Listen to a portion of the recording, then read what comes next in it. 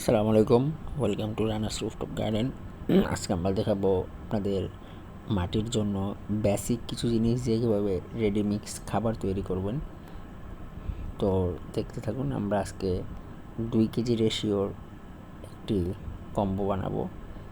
তো সবার আগে নিলাম ভার্মি কম্পোস্ট 2 কেজি ভালো মানের। হাড়ের গুঁড়ো নিলাম।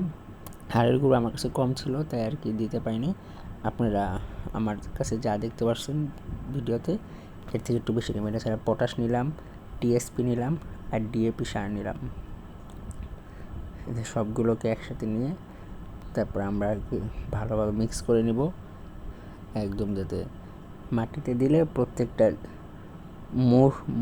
মুষ্টিতেই যেন সবগুলো খাবার সমান পরিমাণে থাকে। তো এরপর আর কি ব্যাগে ভরে আমরা স্টোর করে নিচ্ছি, কারণ যখন যতটুকু প্রয়োজন পলিথিন থেকে আর কি বের করে নিয়ে নিব। আর এভাবে আর কি আপনারা সহজ হয় সব কিছুই করতে। তো আমার চ্যানেলকে সাবস্ক্রাইব করবেন, লাইক করবেন এবং পাশেই থাকবেন।